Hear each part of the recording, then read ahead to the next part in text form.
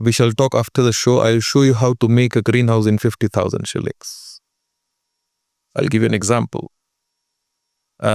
You can get bamboos which are biodegradable. Bamboos is something which you can get. You put it on 5x6 place. You cover on the sides with the shed net. You can use an old shed net. You can use a construction shed net. And on top, you can just have the dry grass or dry weeds or something, and you save sunlight. How do we make people more aware of their knowledge and wisdom that they have acquired over so many years of practice? And this is what we in our world called as, body of knowledge, So this is very important, and I think it's significantly missing in the agriculture sector where there is no such body of knowledge that exists. Hello friends, I welcome you all in this podcast roundtable with industry experts. Our today's topic is Farm Forward with balancing nature, innovation and technology. I'm fortunate to have three very interesting industry experts from agri-tech, organic farming. I will introduce them one by one. I'll start with Mr. Martin Okello. He is the CEO of a company called Marine Bio Agri-Tech Solution, which deals with smart farming and also integrating technology with farming. So that's Martin, and next to him is Mr. Arun Nair. He's a mentor of Startup Fuja as well, and also he has been into our roundtable earlier as a technocrat. So, but I will introduce him again. Arun Nair is a technocrat with more than 20 years of experience both in as a corporate professional and as an entrepreneur as well.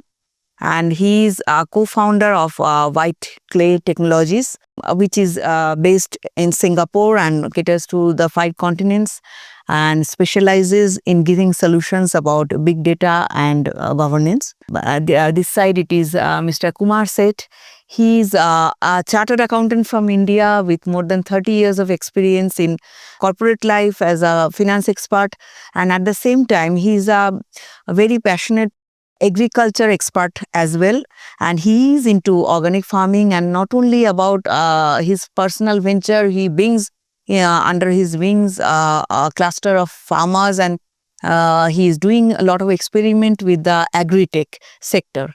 So I welcome you all in this podcast. Thank you. My first question, which I think when we talk about organic farming, it comes to any person's, any common man's mind that organic farming cannot give that much of yield, which we require in today's world with the growing population and growing requirement. So, Martin, I would like to come to you first for that. That can we really make organic farming produces a mass production to cater to the need of the mass? I'm glad for that question, and I thank you very much. And as you have heard, I am Martin, and for that question is so tricky, and it actually it should be handled so that the farmers may know the importance of organic farming in our age. And if we talk of the mass production, it's actually practiced here in our nation. And now, if you talk of the mass production, I'll lead you through the scalable practices. When you talk of the scalable practices in organic farming, we're talking of things that an individual can practice and to be adopted in the society. Like, let's say, a farmer does a practice, organic practice, then entire society can adopt it. That's what can lead us to mass production. For example, we say something like the composting. When a small-scale farmer do the composting practices, and then a society delve into it, let's say an organization, like a school, delve into the composting practices, then you will realize we will be getting organic fertilizers after getting the organic fertilizer, this organic fertilizer will be so much essential in improving the soil health. When the soil health is improved, then you will encounter harvest, have good harvesting. So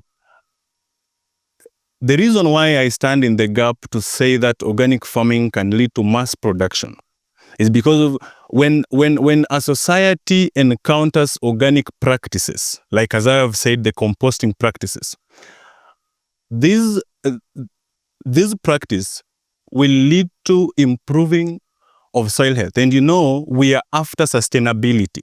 So the sustainability in organic farming must begin through the soils. So when a society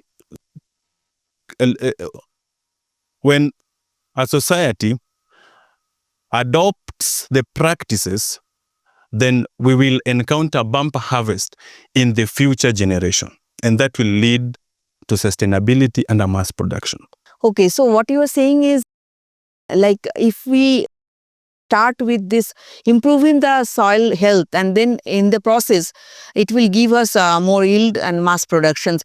I think it resonates with what Kumar you also say, and earlier in your introduction I did not say that you are also part of Startup Shuja, and we have discussed at length about it, and you always emphasize that we have to think long term sustainability, and for that the soil health is important. So can you please talk about it, how we can really go into mass production with organic farming? So thank you very much. I would add on to what my friend Martin has said here.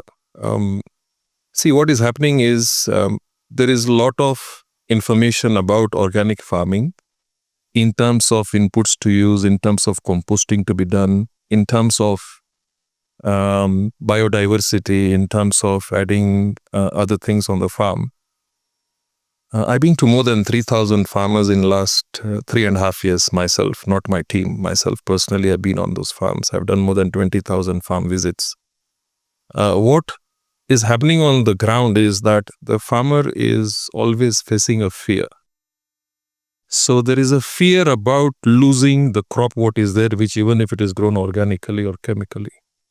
And that is when the farmer keeps on spraying the poisonous pesticides, the poisonous fungicides. And recently the government has really come up well, and they have banned, I think, more than 75 different pesticides which are not supposed to be used. So coming from a finance background, coming from an accounting background, and I'm also a manufacturer of inputs. I manufacture 7 inputs right now. I'm also farming in 2 locations, and I'm also planning to scale up the farming thing, because what I saw is every person in the market is going to the farmer to sell something. And when you're selling something to the farmer, there is no guarantee that that thing is going to work. So if a company is selling a soil amendment, you'll say it is having this, you'll get better flowering, your plant will be good. But in the end, who goes and checks whether the farmer made the money? So according to me, I don't call it organic farming, I call it farming without chemicals and pesticides, because when you talk of organic farming, there is a myth in people's mind that the costs are high and the yields are low. Exactly. So many countries are going there and changing standards. In India, there is a new standard for natural farming coming up where they're putting up policies, and thousands of farmers are being converted into poison-free and chemical-free. There are multiple concepts here. As I'm saying, if you sit on YouTube these days, technology is there. Because of technology, we are sitting here, and many people will watch this podcast and gain something out of it. There is not a single company I have come through, or a person that you go to the farmer and you say, don't worry, I'll give you everything. These are the seeds to use, this is the soil amendments to use, this is how you take care of the soil, this is how you take care of the pests, this is how you take care of seasonal change, and this is the market for you.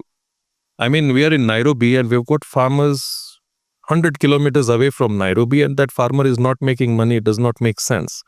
Because Ananya, we have spent our life on softwares and Excel sheets. So when you put those things on Excel sheet, you say, if you are having 2 seasons and 2 acres, there is nothing stopping a farmer to become a millionaire in 2 years. But practically it is not happening. Yes. So you see, you'll have advocates, whether they're an NGOs or whether they're young entrepreneurs like Martin who are into this space. We have got a lot of information. So what we need to do is, according to me, you need to have a commercial model in front of you, which is making money. I think that is what I'm working on right now. And there are multiple aspects of it. So first thing, yes, natural, chemical-free, poison-free farming is possible. The key thing here is the cost of inputs. We are also working on how you can make those pesticides and fungicides on the farm. I mean, we have grown up looking at it. If you look at various videos from various influencers, they show you how to make something from neem, they'll show you how to make something from tobacco. But the problem with the farmer is that he is not sure whether it will work. Now, you have a crop standing which is worth X amount. Are you going to experiment with something which somebody has shown you on YouTube, or you want to say, okay, fine, this is a company who is doing it, let him show. So what we are changing here is, I'm not selling all the inputs to the farmer, but I'm showing the farmer how to make those inputs as well. And if at all it does not work, you have got other things. It is like you're going to a war. I've got a small pistol and I also got an atomic bomb. So I don't have to use the atomic bomb in the static. So the farmer is sitting and he is not sitting with fear. So according to me, that is the major change. And I'll differ with the point, it is not the taking care of the soil which is the first thing. According to me, you have to take care of the farmer. If the farmer and his mindset is not taken care of, it is not going to go ahead, because there are multiple things which go on his mind. Yeah, so what you said, like awareness among the farmer is a very big thing. As Martin, in earlier occasion, we were talking and I was asking you, are you doing enough awareness programs for that? Because I also feel that there is a kind of resistance from the farmers, at least in Kenya, to go into this organic farming or poison-free farming, as you were saying. So first of all, these awareness programs. And another thing I feel, do you think the big players who are there in the market for these chemical pesticides, fertilizers and things, do you think they will be willing to get converted into keeping these chemical-free products as well in their kitty? Because if these players come in the come into this sector also, then probably that can increase the confidence of the farmer. See, the issue is this. When you look at a small-scale farmer, the way he farms is different. The way a commercial farmer farms is different, and the way an export-oriented farmer is farming is different. So there are various rules and regulations about the product what you can use. So what is happening is, for example, say you are a maize farmer or you are a wheat farmer. Now, in case of wheat farming, you are in a 1,000-acre farm. And as my friend pointed out, even I am a big advocate of composting. You make the compost. How are you going to spread it on 1,000 acres of land? The cost of spreading that compost is going to be so high that you're not going to do it. So for example, now this is where awareness and myth, you see, if you meet people, you'll come to know. So we have a solution for that. So we have got liquefied fermented manure. So what is liquefied fermented manure? It is the same manure and compost what you're doing, but it is in a liquid form, with all the essential, It can be sprayed. and which can be sprayed and drenched and put together with their watering system. I'm just giving you one example. Definitely a lot of farmers and farms are trying to get into this area, but they have their various systems in place, because of which it becomes very difficult for them to get into it. But a lot of people have taken steps towards that. No, what I wanted to ask is that if those big players who are in that so-called regular pesticides, fertilizers and things, if they also get into it, I mean, they bring... They're already getting into it. And then in the last 6 months, the top 5 players, between the 5 players, more than 25 applications for biological controls have been applied. Okay. So they are getting into it, because you see, KEFIS is very open, and they have been, and LPCPB, they have been talking about the various pesticides which needs to be banned. And you can't just ban something abruptly without giving a solution for it. Of course. So a lot of companies have gone that way, and they have started, because Kenya is one of the largest exporters of cut flowers, avocados, vegetables. Now, what is happening is that when these produce reach the overseas market, Hmm. they are finding also herbs, by the way. Yes. They're finding a lot of MRLs, residues on the crop. And in the advanced Produce. countries, they're very strict about Yeah, it. and it is being rejected. Now they are Mhm. tightening the screws. Okay. You see, everywhere it is always, we don't want to get into the past how it started. Otherwise, we'll take the whole day. But what we are saying is that the developed countries where we are exporting, they are saying, no, look, you don't need this. We need to get better and better. So there are efficacy trials. Those products need to come here. They need to be checked on different environments and different farms. And then it gets into the mainstream market. So they have very many hurdles and very many obstacles which are there. I believe with the current way the things were handled at cafes, I think mainstream chemical free and poison free is just about to happen.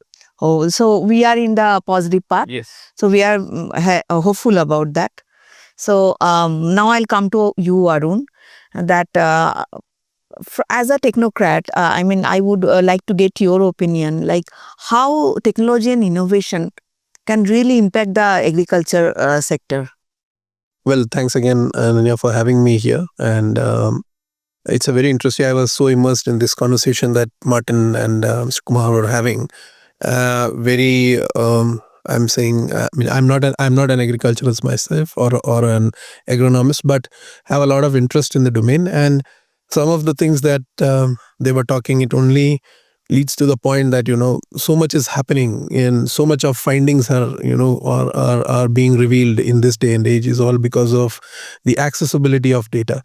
So like my industry, we actually are at the forefront of helping our customers on data management and getting insights about from the data that is lying out there, finding the outliers, and that's exactly what Mr. Kumar has been talking about. All these findings, all this research, this is a big.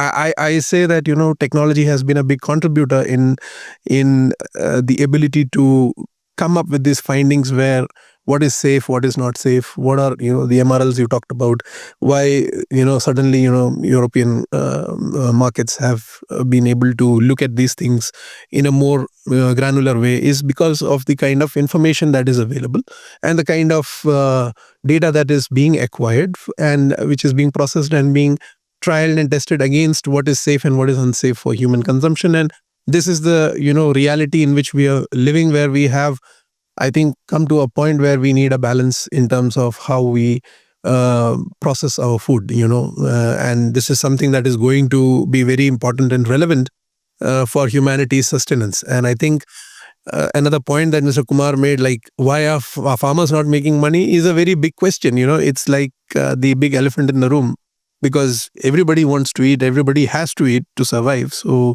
of course technology should become more and more pervasive. It should be more accessible, and I think work is already being done on that aspect, but not at the scale and the speed at which it should be, because remember, Ananya, some of these things, acquiring these data points is extremely expensive, and just making it building a consumable model or a consumerized model is still in the works, and probably we might take some more time to basically reach to a point where besides relaying certain weather informations or some vernacular interpretations of some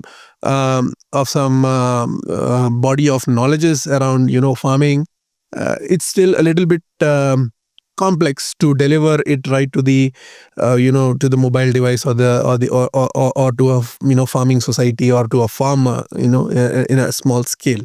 However, work is being done, and there are a lot of organizations who are taking this up, to a very mature practice. Most of them are leading farming cooperatives. I have few examples from India, like ITC is doing it in India. Quite, the Unilever is doing it to quite an extent, where they are giving a lot of this information to the farming societies and the farmers that are associated with them. Amul is another classic example, which has been, traditionally has evolved as a large scale technology consumer for solving these problems for their farmers and the milk unions. And we would need more collective play in this, where farmers, researchers, agri companies, technology companies like ours, we need to work together collaboratively to make sure that we get bigger impact and accessible inputs to the grassroots farmer, so that he can use that and get better yield from the small land parcels that he has. And maturing those practices is work in progress, but yes, it will take some more time, but we are getting there. Okay. So, you gave reference to India. Of course, we know about those projects, especially Amul was a historic thing. But if I would like to know about Kenya, like how we can do such things in Kenya. I mean, do you really need some big corporate to get into it to make it happen, or it can be done in a collective way, as you were saying, that collaboration from different angles to really make the small scale farmers gain out of it, because using the technology also has some cost involved to it, which the farmers won't be ready to pay, and they are probably not in a position to pay either. So do you think something like those kind of efforts are possible in Kenya? Well, of course, I think there are some efforts already that is work in progress. I think R.O.I, Ministry of Agriculture, from of Kenya, together with World Bank, is already doing significant amount of research in terms of getting maximum inputs from the grassroots level farmers. And there's a glossary of information that is already available. Of course, we would need more private public private partnership in the space where we can come in and support using that data streams and getting some valuable insights, building some valuable insights out of it. Okay. Yeah. And another thing is, as you both were mentioning, that the small scale farmers, since they are not really, they have the fear that they might lose their crops, or is their living, and if something happens to their crop, they will be in a big problem for basic sustenance. So to gain that confidence of them to experiment with this organic compost or fertilizer, or as you were saying, or pesticides. So do you think this technology can be brought in to penetrate that area of small farmers to create the awareness? Absolutely. Something is getting done. Let me Yeah. interject here. See, you have to understand what is the meaning of a small scale farmer. He mentioned about large scale. I agree to whatever points he said. A small scale farmer is somebody who does not take note of what he is doing on the farm. If you ask a small scale farmer the records of last 6 months, last season, what did he do? How much did he buy the seeds for? How much did he buy the fertilizer for? How much did he put it in a certain area? So basic difference is here. So the first place where a common platform will help them is that they can just put in their data there whenever they get it. So that's where the technology is able to help. The second place, according to me, where it can help is, as he mentioned, about the various data which is available all over the world. You can have the right kind of weather pattern, whether it is going to rain today on your farm or not. But how many farmers have access to it? So now a small scale farmer, say he has got 1 acre. And let us take an example of coffee. So small scale farmer who is doing coffee, his average yield is between 1.5 kg to 6 kg. Also recently some news was there, that's why it's fresh in my mind. Now if you go to the farmer and you say that you'll increase that yield to 10 kgs, and you partner with him and you handhold with him for a period of 1 year, and when the harvest is there, you have something which is in writing and something, and assuming the yield goes above or assuming the yield goes below, that farmer still needs to take care of that coffee next year. So that kind of long-term arrangement with the farmer is what is going to give it confidence. So we'll do the compost as you mentioned. You give it inputs. There's a lot of awareness about, I believe recently we had something which is called the Rainforest Alliance. You don't want to have coffee where you have chopped out trees. So there's multiple ways to look at it. The way I would look at it is, you take each industry on its own and you take it ahead. Definitely it's possible. So the main areas where the farmer needs support, according to me, one is the soil testing. For example, when we talk of soil testing, we just talk of the macro and micronutrients, but nobody talks about the biological aspects of soil. See, the difference between a soil, which is a soil and sand, is the organic matter in it. The meaning of organic matter is microbial life and the food for them, in simple terms. But how many farmers are able to check it on a regular basis, whether you increased certain things in your farm or not? So that is the first place where testing of that soil. Second place is maintaining of the records. Third thing is the weather aspects of it. Fourth thing is how the yield, what you're getting out of it. And the last thing, but not the least, is the market about it. So when we talk of aquaculture also, I've been working with some places where how fish farming and organic farming can work together, because you see it's recycled, the same water is used. There's black soldier fly and so many aspects of these which are coming up. Okay, so I'll come to you, Martin, about it also. As you were saying that marine bio is about using marine product in this fertilizers and increasing the productivity and all. So if you can add something to it, like, and you mentioned to me earlier also that sometimes the awareness is not there in the farmers, that this simple organic farming and doing it with something like this marine bioproducts, which is far more effective. So if you can just talk about it, that how it can really be a game changer, these kind of things. Oh, pleasure. As I have heard my brother said, has talked of organic farming, integrating aquaculture with the organic farming, which is so much crucial right now. It's so much important. We can integrate aquaculture with hydroponics to bring something known as aquaponics. So that's how we can, number one, it will help us in utilization of our water. You know very well, something like water has been a challenge even to both large scale and small scale farmers. And if farmers can adopt something like aquaponic system, whereby you save up to around 85% or 95% of water in your system, then it can be so much important. We can have a mass production which you are talking about. Additionally, when you engage things like the probiotics to from marine bio, something like ProAqua, which is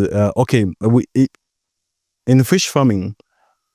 Let me just delve in fish farming for a while. In fish farming, you'll realize that the fish defecates, and that defecation leads to ammonia, something like ammonium lock in the water, and that ammonia is so much dangerous to the fish. It kills fish. So when you introduce something like probiotics for fish, this probiotic has got microbes which helps in nitrification of this ammonia. And additionally, when you do things like a biofloc aquaculture system, whereby you don't need to integrate, like as farmers, as those farmers who are in aquaculture system, they do face the challenges in recycling the water. And perhaps this farmer is not interested in doing vegetables. You cannot do aquaponic system. There is this system called biofloc aquaculture system, whereby you only need to aerate the waters, and you need to biofloc system is very much essential, as it will help to cut the cost of the feeds, to cut it will reduce the waste of the waters, and also it will help in build-up of the microbes, which will help in gut health and also maturity of the fish. So when you're talking of our product, like marine bio product, the Pro Aqua, it will help in nitrification processes and also depletion of organic matter in the waters of the fish, which will help the farmer to have a healthy fish and also bumper harvest of the fish. Now, I as well heard my brother saying about black soldier fly. The black soldier fly, it is actually emerging to be the most crucial element in farming. Now, when you talk of black soldier fly in agriculture, there are a lot of waste. And you find that this is where most farmers lose direction. When you talk of waste, there is food loss and there is food waste. Food loss, these are food which actually they get spoilage at the time of harvest. Let's say you do farming of maize, and then you realize that there are some cobs which are rotten, something like that. There's a loss. And the waste is where now, like right now, we are seated in this table and we were eating. And you find that my brother here has eaten a piece and left a piece. There's a waste. Now, these are some areas where we face a lot of problems as farmers, because you find we lose a lot of organic waste. And recycling this organic waste will require something like black soldier fly, whereby now you integrate black soldier fly with aquaculture and also with vegetable farming. How? The black soldier fly will get something like the larvae, which is so high in proteins. They'll help in fish feed. Additionally, in this black soldier fly, we'll get frass fertilizer, which is so much important in improving the soil health. So, let's say we get the waste from our farms, from food loss, and then we recycle it with the black soldier fly. Then we get frass as our fertilizer. Then we get the feeds for the aquaculture. That's a very good synergy for a farmer. Okay. So, I mean, I can see that lot of thought, and of course, it's also technology. I mean, so a lot of innovation is going on in it, which is really for us a positive note. And because in Kenya, agriculture sector is one of the most prominent one in economy, contributing to the economy. My last question will be to all three of you, is like, how to make this organic farming, is it possible with innovation and technology to make this organic farming cheaper than the one with regular chemicals, or at least at par? I mean, from a farmer's perspective, be small or large, I am not categorizing that. And I mean, I'm taking them as a consumer and putting myself on their place. And I'm thinking, why should I go for organic farming if it is more expensive than the regular one? So I would like to get your input. Let me go in first because there's a thought coming to my mind. See, when you talk of comparing something which is organic and non-organic, you have to understand what constitutes the cost. So today, if you go to a supermarket and let's take an example of, you take colored bell peppers. Colored bell peppers in the supermarket are retailed at 350 shillings a kilo or 400 shillings. What value addition has that supermarket done to that bell peppers apart from getting it and packaging in the plastic and giving you the plastic to eat? Because there are enough studies that if you pack your agri-produce with plastics, it's going to get into your body. Now, same thing, compare that with an organic farmer who has grown it nicely, sustainably, no chemicals and pesticides, and you're able to get the same thing.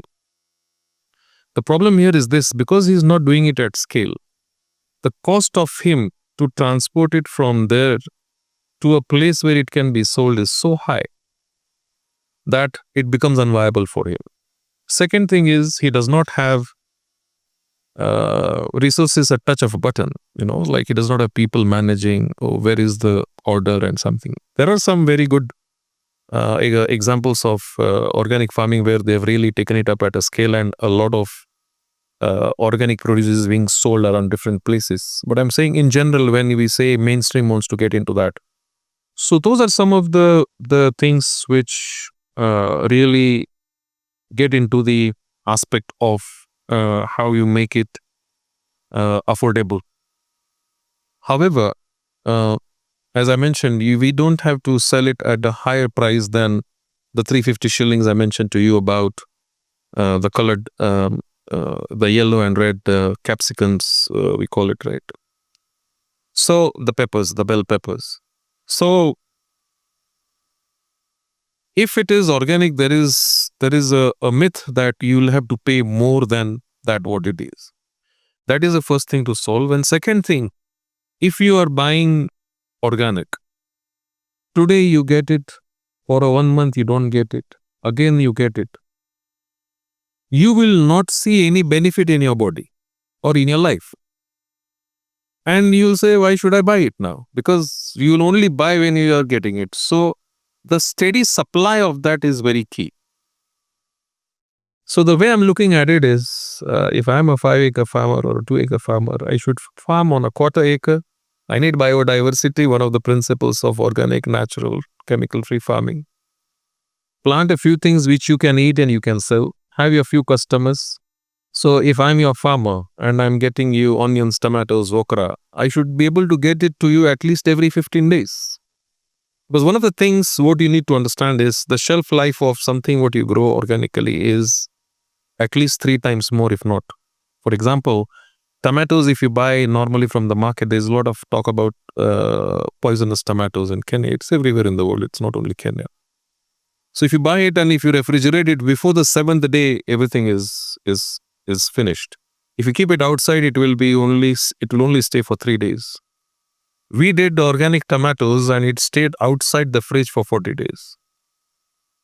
So this is the difference. You see, when there is no pesticides and fungicides sprayed on it, the shelf life of that is much higher.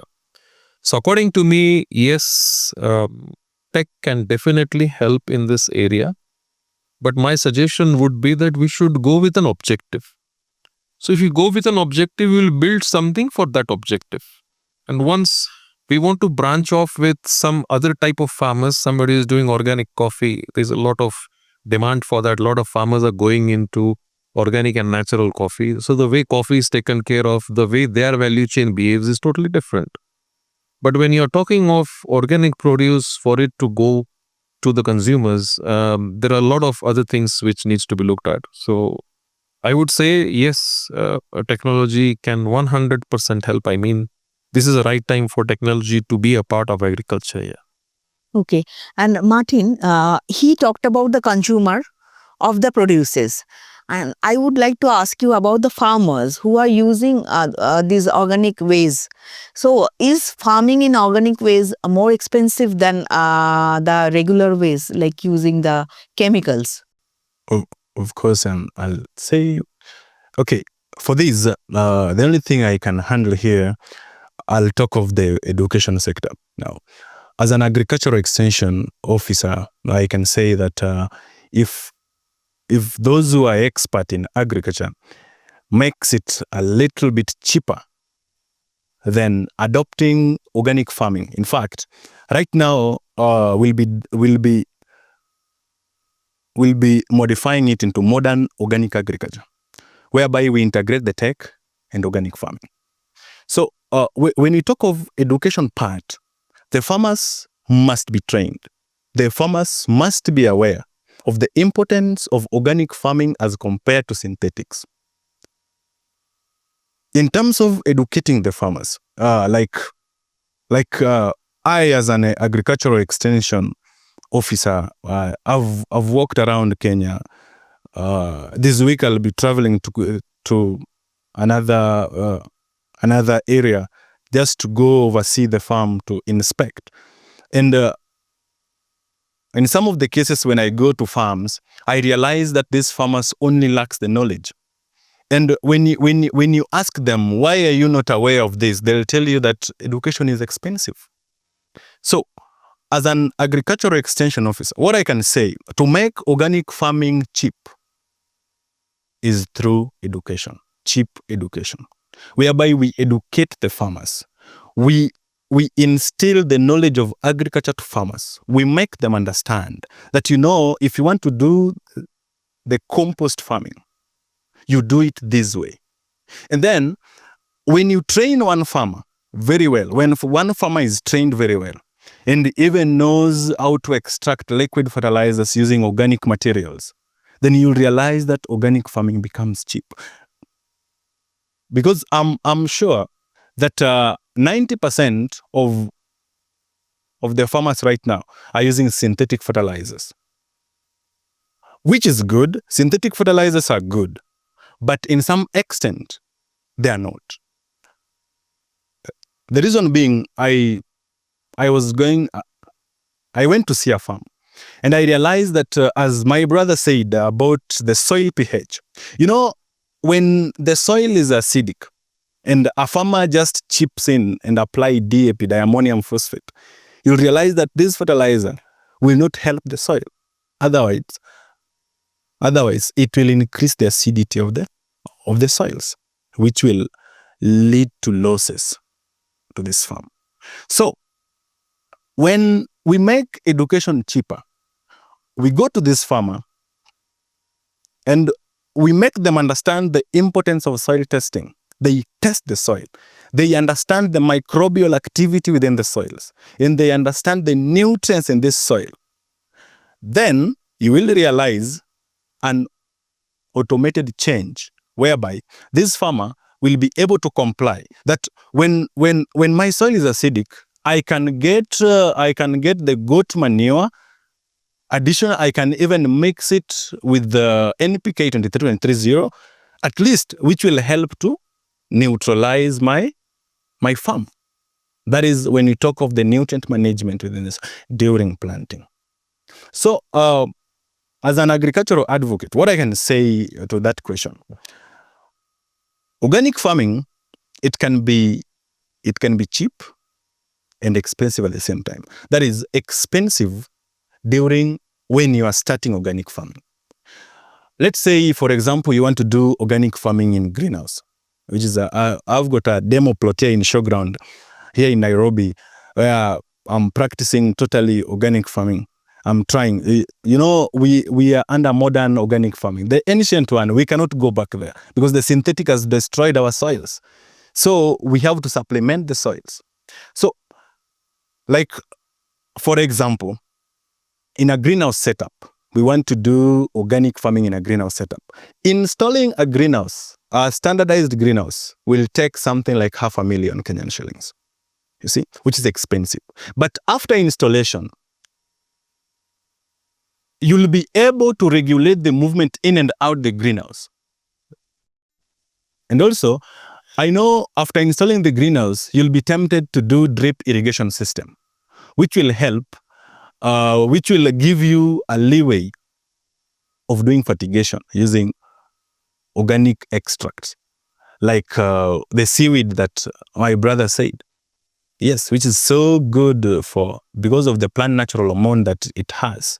It's so good for the crops.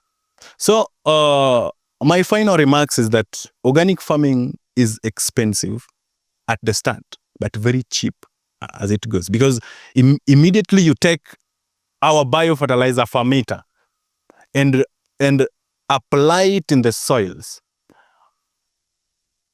The biofertilizer will help in number one, it will help in mobilization of phosphorus, potassium, and also fixation of nitrogen. As well, it will rapidize the decomposition processes. So you'll realize that you'll have a very stable soils. After stabilizing the soils, of course, buying a biofertilizer for, let's say, for 20 acres of land, it will be expensive. But immediately you install it in the farm, immediately you check on the soils. While going, you'll realize that it's cheap. And I beg to differ on 2 points. I'll just add my perspective on this. Okay. Number one, when you say synthetic fertilizers, they are okay. There are 2 types of synthetic fertilizers. One which is 100% water soluble, and one which is not. When it is 100% water soluble, you can also use it, and it can be a part of your organic farming. I'll give an example. When you say urea 46%, what is the balance 54%? The balance 54% is the chemical residue which will stay in your soil for at least 200 years. So that is the basic behind it, number one. Number two, when we talk of organic fertilizers, what we are doing is we are trying to show how you can make it in such a way in your farm that you will not have to add any DAP, urea or other things in that farm. That is the second comment. Third thing you mentioned about a greenhouse being expensive. You mentioned 500,000 shillings for the greenhouses. We shall talk after the show. I'll show you how to make a greenhouse in 50,000 shillings. I'll give you an example. You can get bamboos which are biodegradable. Bamboos is something which you can get. You put it on 5x6 place. You cover on the sides with the shed net. You can use an old shed net. You can use a construction shed net. And on top, you can just have the dry grass or dry weeds or something, and you save sunlight. The meaning of greenhouses, what happens is you don't want extra sunlight to take your water, and you don't want weeds to grow. So I'm working on something where in organic farming, in one greenhouse, you can grow 5 things at one go. It's called multi-layer farming. So what happens is there is money for everybody. So the moment you increase the output and the income, if today there is price for this is less, you'll be able to sell something else. There are compatible plants which are there. I think one of the things which internationally is known, they call it the 3 sister planting. If you Google, find it. So you have maize, you have some beans which go on the maize, and you have something which covers the soil of it. So a lot of ancient. So the reason why I'm sharing this is the researchers with whom we are working, they are all working with some ancient practices. And we are trying to bring it back into mainstream in such a way that we say 100% it is going to work. You see, when you make a compost and say you're growing tomatoes or you're growing onions, how many people will be able to say with confidence that the compost what you have made is enough? We are one of them. The reason why we are able to do it is because we have failed multiple times. Tried to do this, it did not work. Tried to do this, did not work. Trial and error is part of. What I'm trying to say is, you see, this is where such kind of forums help to understand each other. And you see, there might be a block in somebody's, like me, I did not know from where to get seaweed. Now I'm sitting with somebody who is manufacturing it. And you mentioned about a greenhouse that is a stumbling block for a farmer. 500,000 shillings. How many farmers can afford that? Less than 1%. I'm talking of the small scale farmers who are sitting on 1 acre, 2 acres of land. I'm working with a few farmers where I told them, get those things and let's put these things up and let's see what comes out of it. And it is biodegradable. Maybe those bamboos will last 2 years, 2.5 years, 3 years, but you can grow a little bit on the side. It will grow in a few years. It's almost for free. Labor is also free because you are a farmer. You know how to put the poles, you put some galvanized wires, and it's done. So these are the kind of things which we need to bring into farming, where the first thing is whatever you're growing from that piece of land, that yield has to go up. If that yield goes up, you have money for organic inputs, you have money for the tech, You have money for good seeds, you have money to pay the government as taxes, you'll have everything. So just connecting the dots is really getting so interesting, because when we talk and at some points we also contradict, it brings the best out of us. I could not resist myself, because you see, No, it's always welcome, because we are in a discussion. Yeah, I will take this point. Actually, I was coming to this only, that both of you, what points you have put in, what I understand is the awareness among the farmer is very, very important. And there I want to come to you, Arun. How can technology make it possible, these awareness programs well penetrated with the farmers in deep countrysides, and also affordable, in an affordable manner? Is it possible that when some collaborative hands are there, like say we are sitting here, four of us, something like that, that we can really come up with some tools that can be affordably used to create awareness among the agricultural literacy among the farmers? I mean, I was just, mesmerized in this conversation that the two gentlemen were having, because something that came out very clearly is that, of course, they have a lot of experience in their respective domains, and this experience should reach to the millions of farmers that are out there. And there is a clear gap, and which you just brought up, because it's very important that how do we make people more aware of their knowledge and wisdom that they have acquired over so many years of practice. And this is what we in our world called as, body of knowledge. So this is very important, and I think it's significantly missing in the agriculture sector, where there is no such body of knowledge that exists. It's mostly hit and trial methods.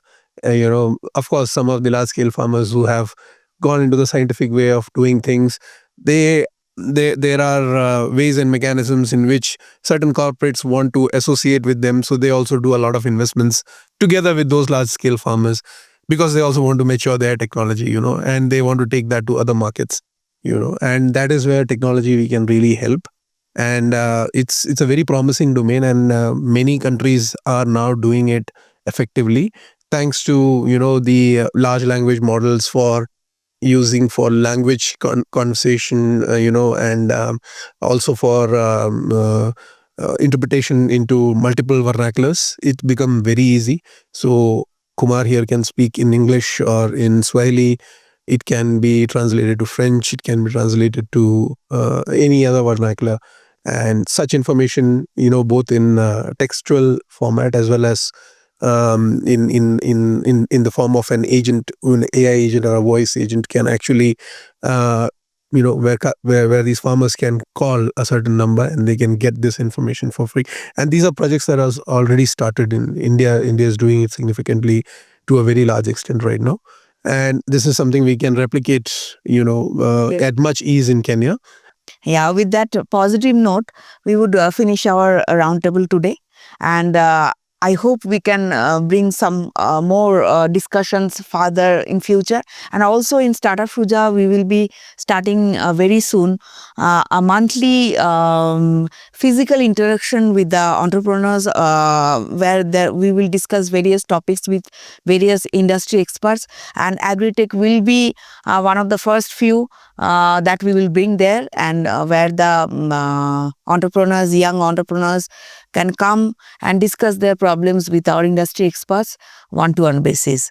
Thank you, and have a great day, all of you. Thank you very much. Thank you. Thank you.